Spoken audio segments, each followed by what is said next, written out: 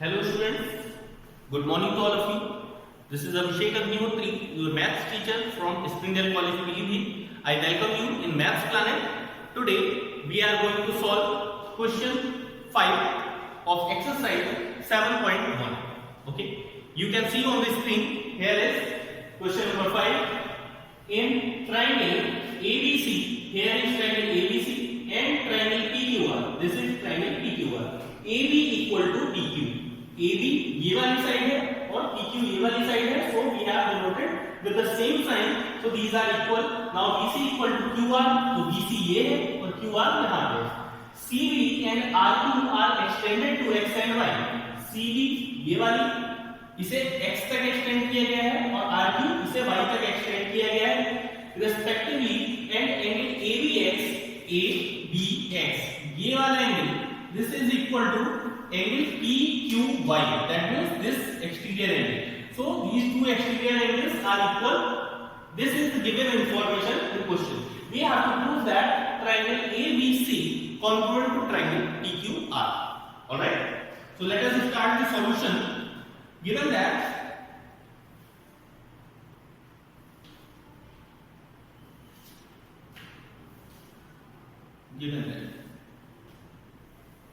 यहां पे ले लेते हैं in triangle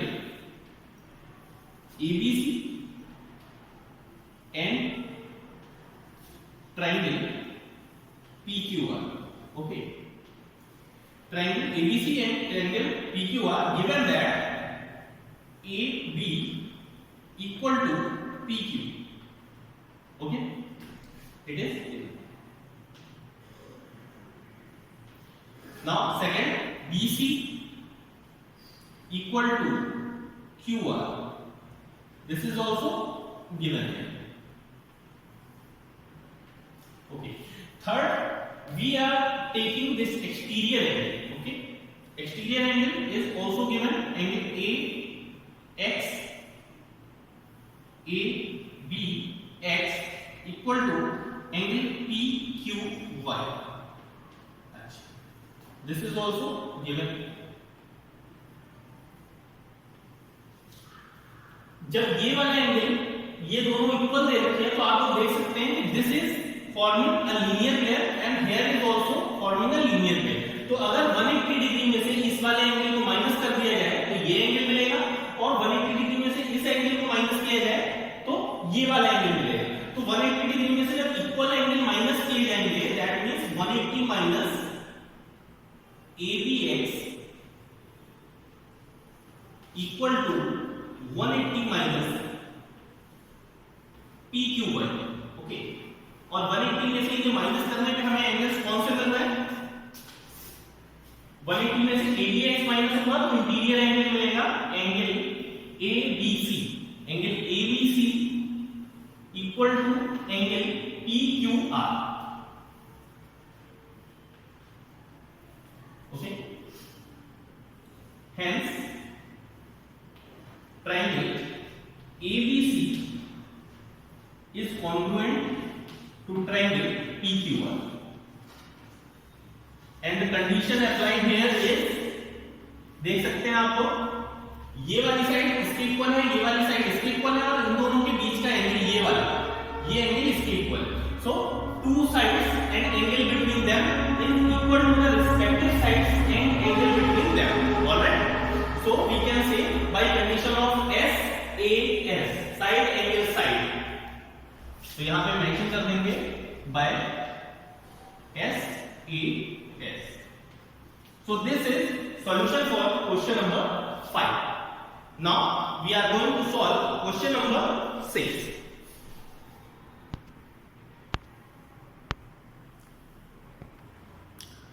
Here is question number 6 on your screen. You can see here.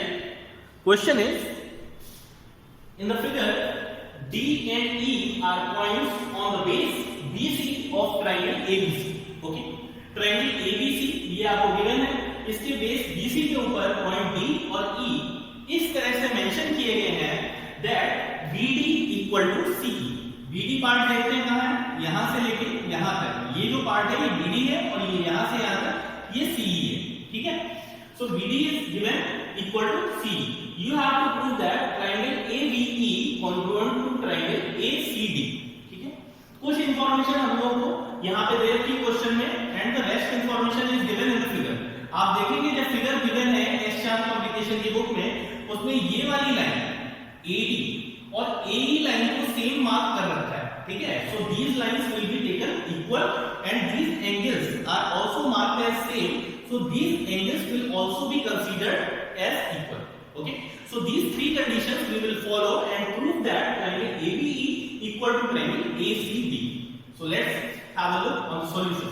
तो सबसे पहले हम लोग क्या करते हैं, जिन ट्रायंगल्स को कॉन्ग्रुएंट प्रूव करना है उन्हें हम लोग अलग अलग तरीके से रिप्रेजेंट कर देते हैं. ABE, तो ABE, सॉरी इसकी मैं W कर दे रहा हूं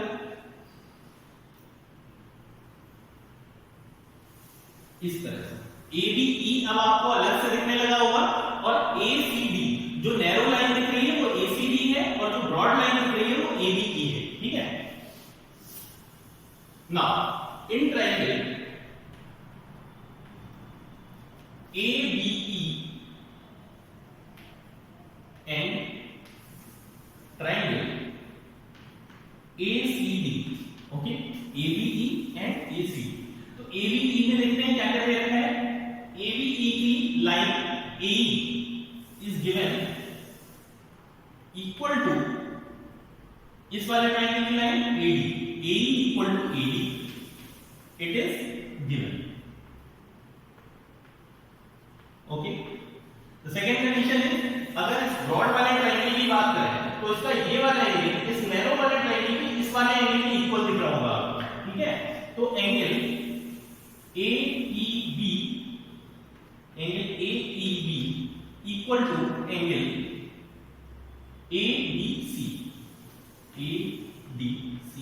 This is also given in the figure. Now we will see here which is what will be the property that we will consider for congruency. इस वाले ट्रायंगल में आप ये वाली साइड ले चुके हैं और ये वाला एंगल ले चुके हैं. ठीक है, इस ट्रायंगल में ये साइड और ये एंगल ले चुके हैं, तो इसका मतलब आपको इसकी करस्पॉन्डिंग साइड ये वाली लेनी पड़ेगी, जिससे इन दोनों साइड के बीच का एंगल आपको मिल जाए. तो ये वाली साइड तो इक्वल दे नहीं रखी है, तो उसे कैसे इक्वल प्रूफ करेंगे. देखिए, BD is given equal to CE at the end of question. BD is given to equal to CE, and we know that whenever we add some equal value in already equal equation, then result will also be equal. Okay, जो दो values पहले से equal दे रखी हैं, अगर हम इसमें equal values को ऐड करें तो जो रिजल्ट्स आएंगे वो भी इक्वल होंगे. तो BD के साथ में हम DE को ऐड कर देते हैं. BD plus DE, okay, equal to CE में क्या ऐड कर देंगे. देखिए, CE में ED ऐड कर देंगे प्लस ED. तो ED इधर भी ऐड हो गया, ED इधर भी ऐड हो गया, तो रिजल्ट हम लोगों को मिलेगा BD plus DE equal to BE. और BE किस ट्रायंगल का पार्ट है, ABE का. तो BE will be equal to CD. Okay, so we have find here two sides, AE equal to AD and B equal to CD. Two sides and sorry for inconvenience.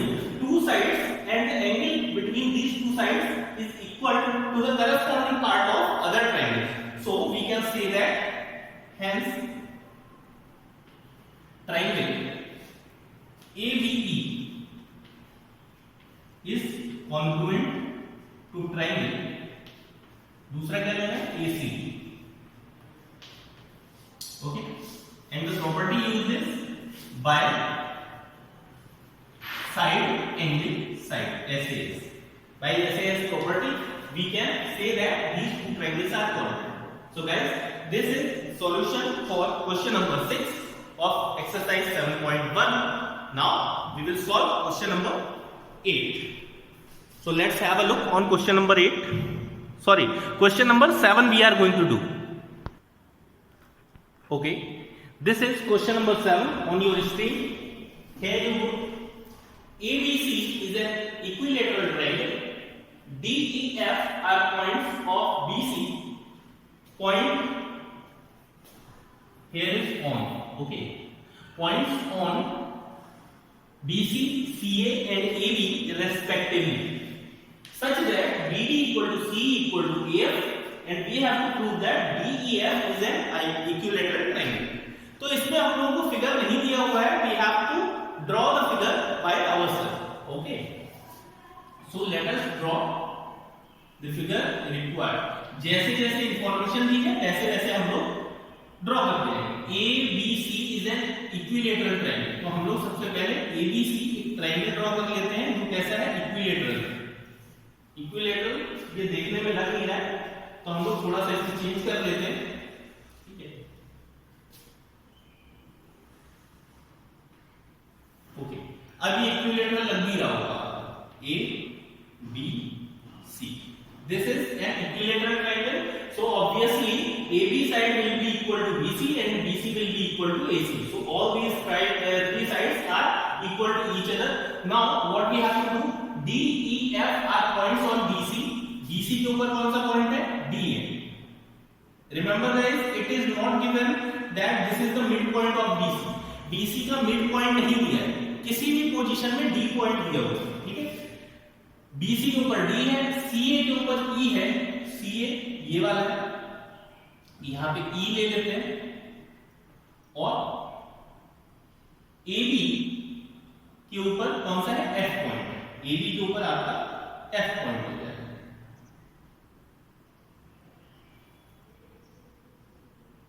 E is taken, D, E and F is here. Okay, these points are taken in a way that BD part this, यहां से लेके यहां तक ये जो part है ये equal है किसके, C यहां पे है और AF कहां पे है, ये यहां पे. इन तीनों को हम लोग क्या करते हैं, ज्वाइन कर देते हैं. ठीक है, तो फिर से एक बार गिवन इंफॉर्मेशन को देख लेते हैं. AF given equal to BD equal to C. Okay, and we have to prove that DEF, this shaded triangle, is our equilateral triangle. Okay, that we have to prove. तो कैसे proof होगा देखते हैं, एक बार गो थ्रू करते हैं इसके process से.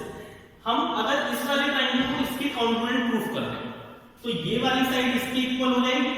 ठीक है, इसी तरह से अगर इस वाले ट्रायंगल को इसके कॉन्ग्रुएंट प्रूफ कर दें तो ये वाली साइड इसके इक्वल हो जाएगी. तो इस तरह से ये तीनों साइडें आपस में इक्वल हो जाएंगी. Alright, okay. So this is how we are going to solve this question. Taking सबसे पहले तो given information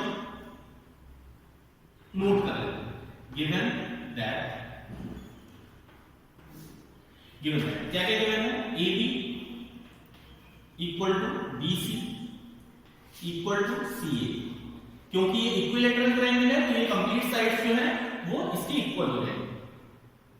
also given that BD, AB का पार्ट क्या है, AF इक्वल टू BC का पार्ट है BD इक्वल टू CA का part है EC. ये आप लोग देख सकते हैं, यहां से इक्वल देखते हैं तीन. ठीक है, अब आप एक चीज देखिए कि जब भी किसी इक्वल पार्ट में से इक्वल पार्ट्स माइनस किए जाते हैं या प्लस किए जाते हैं तो जो रिजल्टेंट होता है वो भी क्या होता है, इक्वल होता है. तो अगर हम इसमें से सबट्रैक्ट कर दें ये वाला पार्ट, तो अगर इसे इक्वेशन 1 मान लें और इसे इक्वेशन 2 मान लें तो इक्वेशन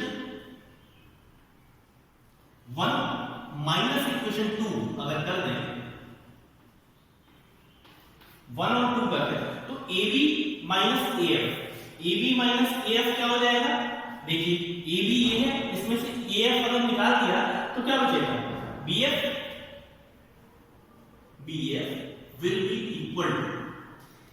इसी तरह से BC में से BD माइनस कर दो तो क्या बचेगा, DC इक्वल टू.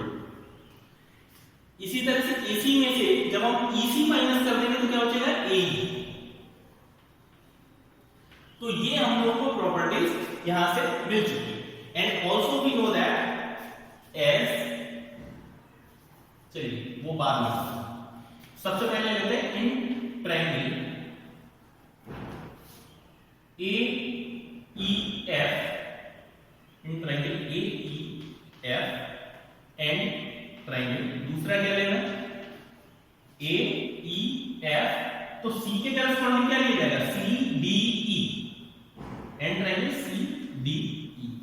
इनमें देखते हैं क्या है इक्वेशन नंबर ये वाली जो है 3, अगर इसे 3 मान लें तो इससे हमें दिखाई दे रहा है कि ये वाला part A E will be equal to D C, A E equal to D C given है, तो A equal to D C ये गिवन है। फिर दूसरा क्या है A F equal to, A F किसके इक्वल है ई सी के इक्वल है इक्वेशन नंबर 2 से, ये क्या है गिवन, ये गिवन था और ये वाला पार्ट क्या है प्रूव्ड। ओके, अब आप देख सकते हैं ये दो साइड है, अब हमें कॉन्ग्रुएंट प्रूव करने के लिए इन दोनों साइड के बीच के एंगल इक्वल प्रूव करने हैं, ये वाला एंगल इसके इक्वल प्रूव करना है, तो वो किस प्रॉपर्टी से होगा, क्योंकि इक्विलैटरल ट्रायंगल के तीनों एंगल सेम होंगे तो ये दोनों इक्वली एंगल हो जाएंगे, एंगल भी इक्वल हो जाएंगे। Angle F A E, angle F A E will be equal to angle E C D, E C D, angles of equilateral triangle, okay, angles of equilateral triangle, so these will be equal, hence triangle कौन-कौन से लिए थे A E F congruent to triangle C D E, और ये किस condition से आया है by S A S, side angle side angle side, okay, तो ऐसे ऐसे जब इक्वल आ गया है तो हम लोग इसके करस्पॉन्डिंग पार्ट को बाय सीपी इक्वल कर सकते हैं, इसका मतलब E F equal to C D, E F equal to C D, this is equation number 3 and by CPC.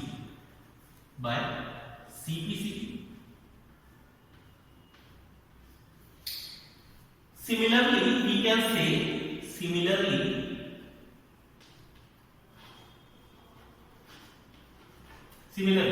अब जैसे हमने इन दोनों को कॉन्ग्रुएंट प्रूफ किया है वैसे हम लोग इन दोनों को भी कॉन्ग्रुएंट प्रूफ कर सकते हैं, तो ECD congruent to triangle ECD congruent to triangle ECD का करस्पॉन्डिंग क्या है E, देखिए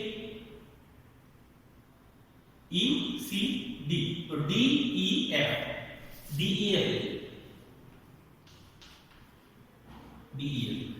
ये कॉन्ग्रुएंट हो गया, सो जब ये कॉन्ग्रुएंट हो गया तो ये वाली लाइन इस ट्रायंगल की इस वाली लाइन के इक्वल हो जाएगी, FD इक्वल टू EG,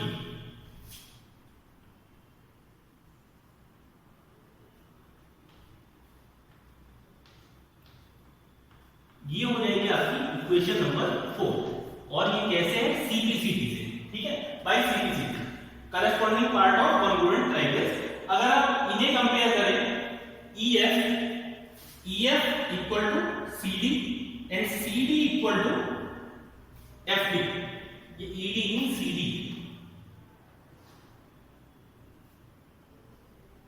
ये CD है, ठीक है, तो आप इन दोनों इक्वेशंस को कंपेयर करेंगे, EF equal to CD and FD equal to CD, तो EF equal to CD equal to FD मिल जाएगा, यहां पे लिख देते हैं on comparing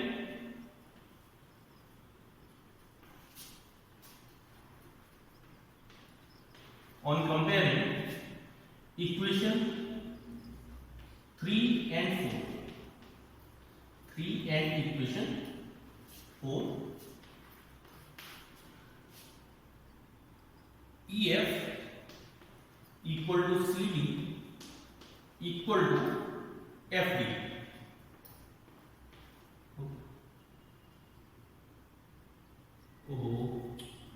I think we have written some wrong wording.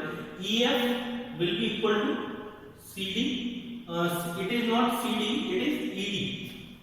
ED should be here, and here also we will put ED. तभी तो ये CD क्या है, ED है. तो अगर ये तीनों साइड इक्वल हो गई तो हम लोग कह सकते हैं hence triangle DEF is an equilateral triangle.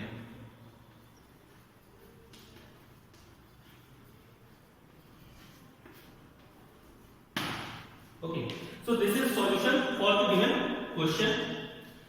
Again have a look. हम लोगों को AB equal to AC equal to BC पहले से ही हम लोगों ने कंसीडर कर लिया है, क्योंकि ये इक्विलेटरल ट्रायंगल दे रखा है. इक्विलेटरल ट्रायंगल की तीनों साइड्स इक्वल होती हैं. AF equal to BD equal to EC. AF ये रहा, EC ये रहा और BD ये रहा. ये क्वेश्चन में गिवन है. अब हम इक्वल पार्ट में से जब इक्वल पार्ट माइनस करेंगे तो हम लोगों के पास आ जाएगा BF equal to BC equal to AE. इसका मतलब जो रिमेनिंग पार्ट है हम लोगों के ये वाला पार्ट, ये वाला पार्ट और ये पार्ट, ये भी क्या हो जाएंगे इक्वल. अब आप अगर इन दोनों ट्रायंगल्स को कंसीडर करें और इक्विलेटरल के ट्रायंगल के सारे एंगल्स भी आपस में क्या होते हैं, इक्वल होते हैं. तो आप देखेंगे इस ट्रायंगल और इस ट्रायंगल में ये वाली साइड इसकी इक्वल है, ये वाली साइड इसकी इक्वल है और इन दोनों के बीच के एंगल्स भी आपस में इक्वल है. ठीक, तो bye SAS these triangles will be congruent. जब congruent हो गए तो ये वाली साइड आपकी इस वाली साइड के इक्वल हो जाएगी. इसी तरह से सिमिलर पैटर्न हम लोग इन दोनों ट्रायंगल में जब फॉलो करेंगे तो ये वाली साइड इसके इक्वल हो जाएगी.